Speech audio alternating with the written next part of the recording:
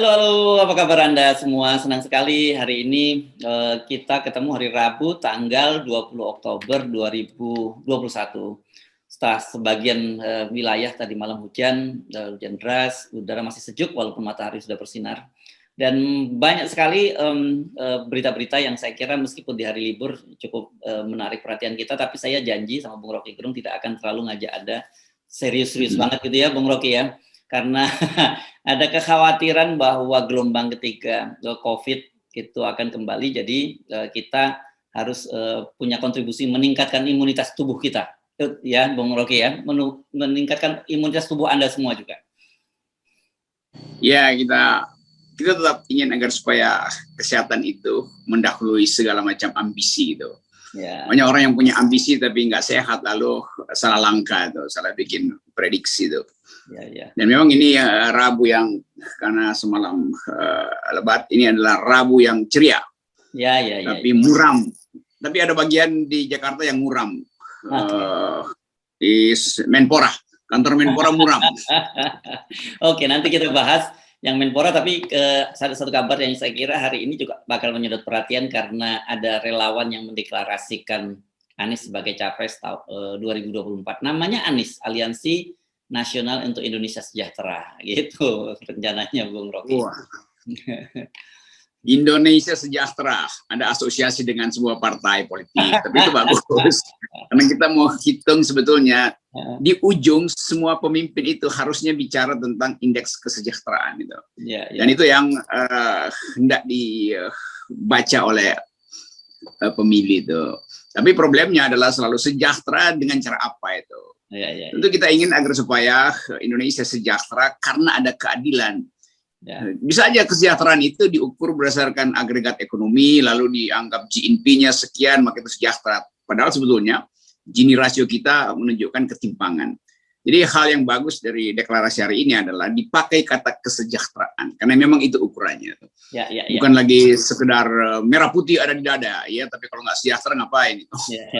Oke, buat Anda yang tertarik, saya silahkan Anda menyimak ini sekalian numpang promosi, karena saya wawancara dengan koordinator dari aliansi ini, di Basir, jadi di Hersubno Point sudah tayang pagi ini, dan saya tahu memang sampai sekarang ini kan channel saya masih di ban gitu. Jadi bagi mereka yang belum subscriber nggak akan dapat notifikasi. Jadi silakan subscribe untuk mendapatkan notifikasi dan info-info terbaru dari Hersubno Point. Ini numpang ya Bung Rocky ya, numpang promosi sebentar ya. Harus. Karena kita mempromosikan kesejahteraan. Ya, saya sampai sekarang tidak mau tahu siapa yang melakukan ban. Yang jelas kalau komunikasi saya dengan YouTube itu nggak ada persoalan dengan YouTube, tetapi tetap saja bahwa disebutkan kalau Anda mencari channel saya disebutkan tidak tersedia untuk di Indonesia. Ya itu mungkin yang ban mungkin Ladi.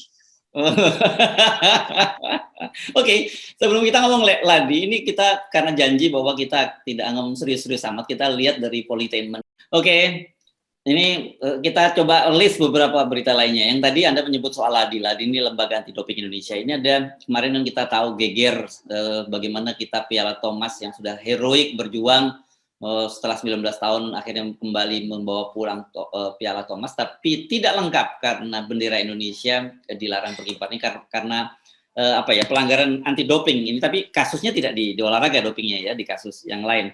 Nah, sekarang ini yang menarik adalah Menpora ini menyatakan dia akan jalur hukum akan ditempuh imbas dari tiadanya bendera Indonesia ini. Jadi yang menarik ini Menpora menyatakan akan membuat tim investigasi untuk mencari tahu mengapa itu terjadi, dan kalau ada dinilai adalah pelanggaran-pelanggaran yang bisa diseret ke arah pidana akan dilakukan langkah itu. Nah, menjadi pertanyaan menarik, ini kan urusannya lagi nih, Lembaga Anti Doping Indonesia. Dan di situ Pak Zainuddin Amali, ini Menpora yang dari Golkar ini adalah ketua Dewan Pengarahnya. Jadi Dewan Pengarah salah kasih arah, terus dia cari-cari siapa penyebab kesalahan arah gitu kan. Jadi ini konyolnya juga di situ, karena mestinya sejak awal dikasih sinyal aja bahwa oke, ada problem di dalam institusi pembinaan olahraga kita tuh. Sehingga PDIP nggak keburu pamer bahwa ini adalah hasil kerja Jokowi itu. bahwa nasionalisme telah bangkit lagi itu.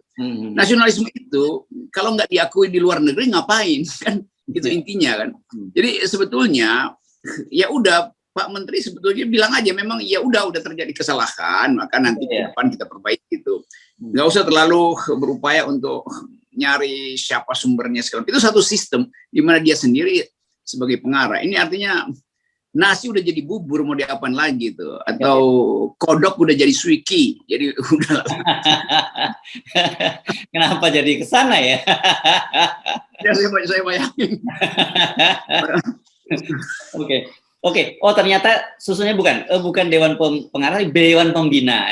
Jadi artinya dia yang bertugas membina nih. Nah, kalau saya baca, ya nih. Jadi Dewan Pembinanya adalah H. Zainuddin Amali, SEMSI. Oh ada dokter di depannya nih, tapi tidak pakai HC. Nah, ini dia pembina ini. Jadi saya kira sebenarnya kenapa bisa cari-cari ya ini. Ya. Jadi udahlah itu semua orang bisa lihat bahwa kesalahan memang ada pada sistem pembinaan yang namanya sistem pembinaan, pasti ada pembinanya tuh. Ya pembinanya yang mestinya diperiksa, kenapa nggak membina dengan bagus. Kalau soal-soal nyari-nyari kesalahan si ini si itu ya pasti ditemukan. Tapi itu nggak akan memulihkan nasionalisme kita tuh. Kan nggak mungkin kita beritahu pada konferensi pers, diundang semua pers internasional dan perwakilan dari penonton Thomas Cup di Denmark bahwa Indonesia sudah melakukan investigasi. Dia nggak peduli.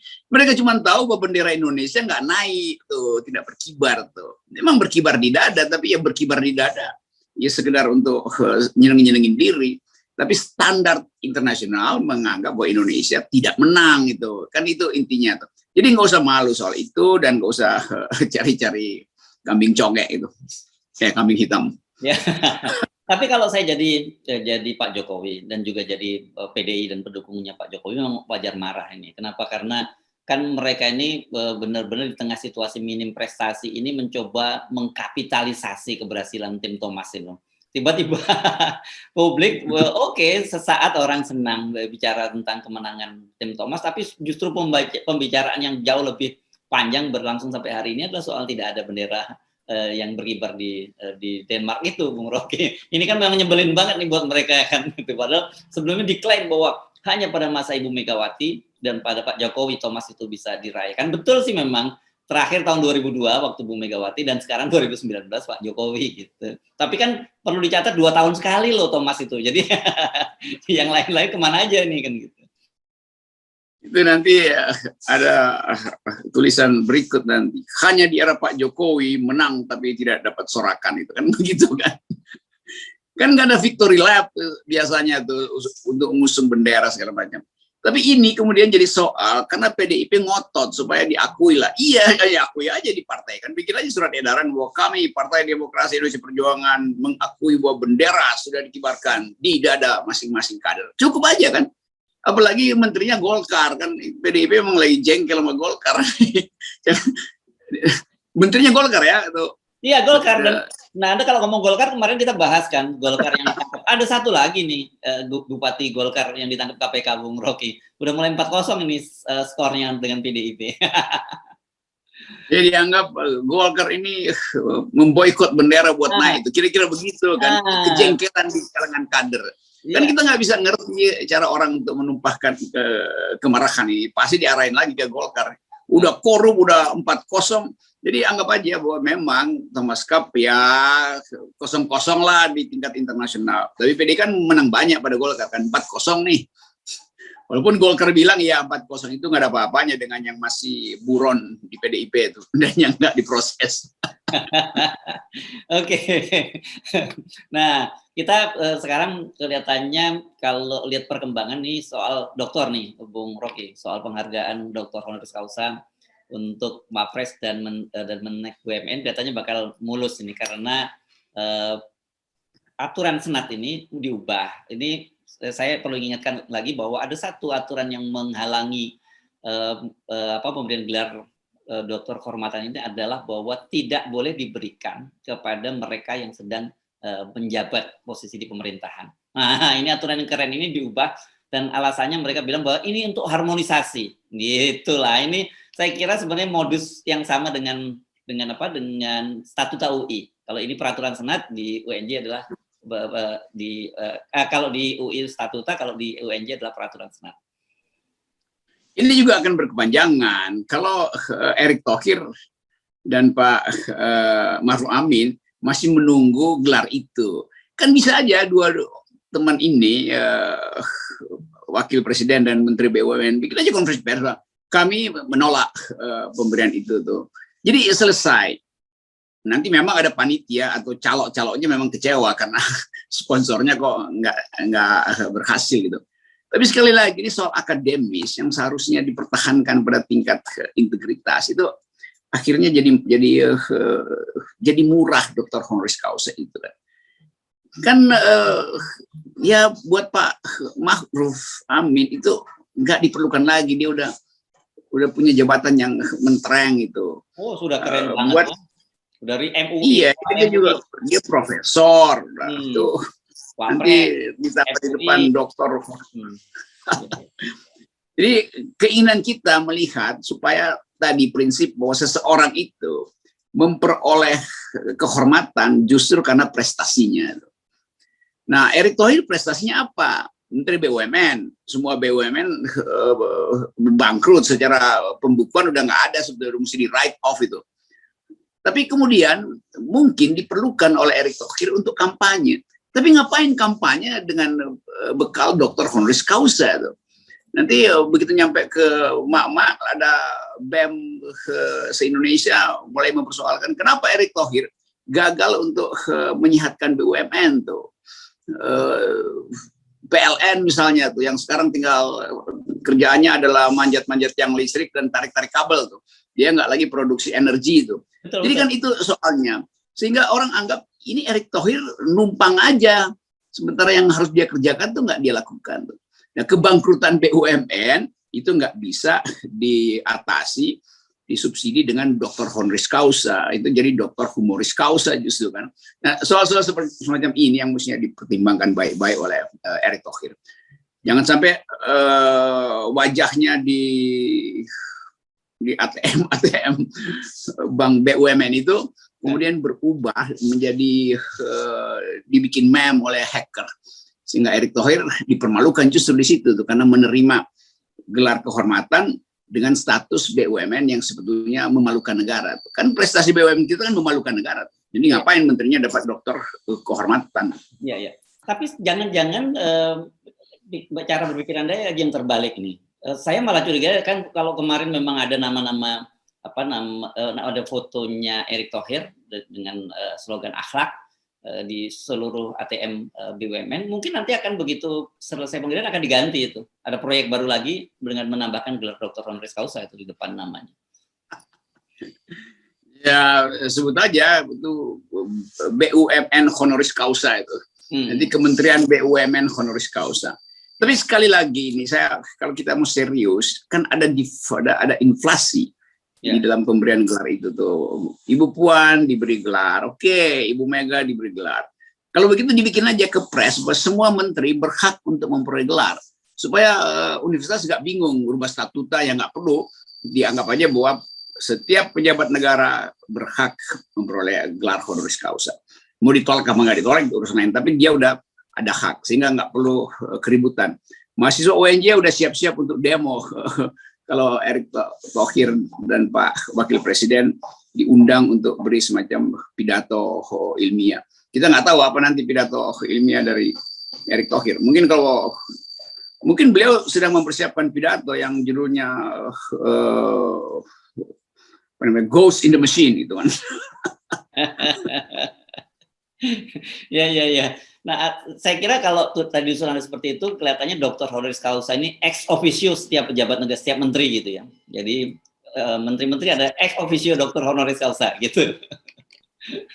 Itu lebih keren. Jadi udahlah, nggak perlu bikin pidato, dianggap aja bahwa udah karena ada kepresnya, maka sekaligus begitu dia dilantik di istana langsung disebut sebagai doktor honoris causa. Selesai problem kan?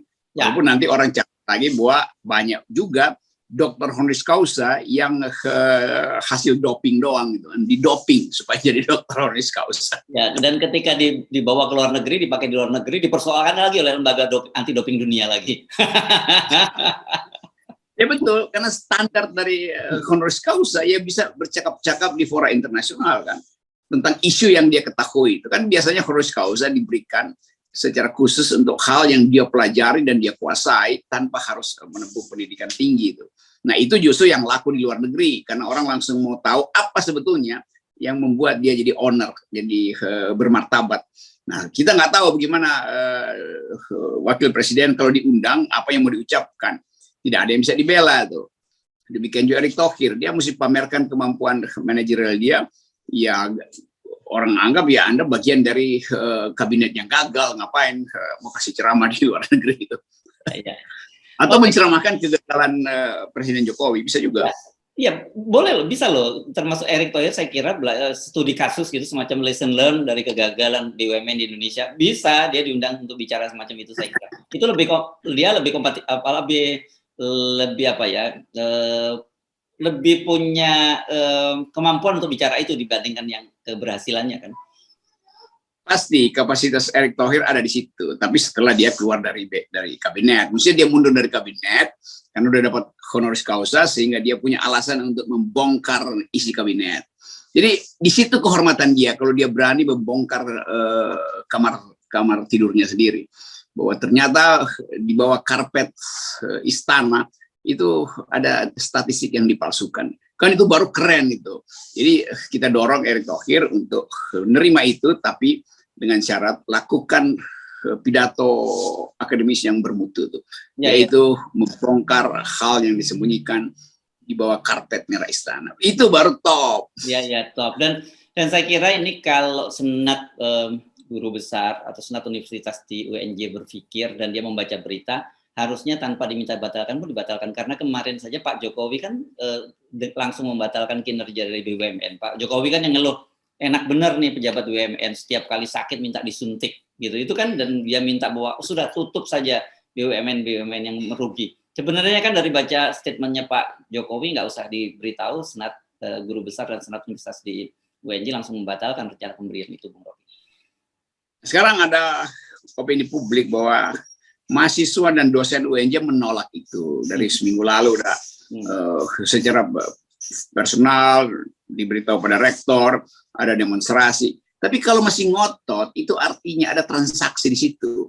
Amplopnya pasti gede itu dan orang udah tahu bahwa ya udah itu nanti ada apa namanya itu cashback gitu, Pak. Kalau setelah ada honoris causa ada buyback atau cashback segala macam tuh. Nah, hal-hal semacam ini yang memerosotkan kualitas dunia pendidikan kita sebetulnya. Harusnya orang semacam Menteri Pendidikan itu juga kasih sinyal dong. Masa Nadiem diam-diam doang, ini bagian dari upaya untuk memuliakan pendidikan kok. Mengapa orang-orang yang punya masalah dengan kemuliaan harus antri untuk dapat honoris causa itu?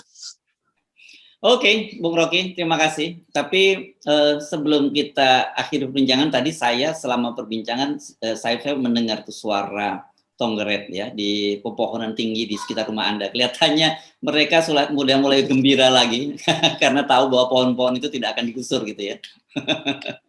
Ya, udah nggak ada penggusuran dan saya dan Sentul City masih atau saya masih menuntut agar supaya bagian-bagian yang tertinggal di dalam penggusuran itu supaya diperbaiki. Kan banyak kebun rakyat juga yang tergusur itu dan pohon-pohon. Tapi kelihatannya Sentul City punya maksud yang baru itu, bukan maksud saya sebut maksud baru karena mereka baru paham bahwa lokasi-lokasi semacam pegunungan itu harusnya dibangun berdasarkan etika pegunungan itu sendiri itu. Dalam ilmu lingkungan disebut alam sudah menulis hukumnya sendiri, jadi jangan diganggu oleh hukum-hukum properti itu. Jadi semoga itu dipahami dan kita bisa lakukan keinginan kita untuk melihat Indonesia yang hijau. Ya.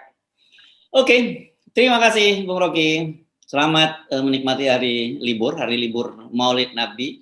Sebenarnya kemarin tapi digeser hari ini. Tapi apapun tetap kita nikmati hari libur kita hari ini.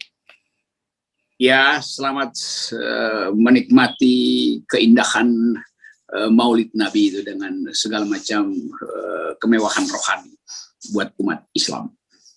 Yap.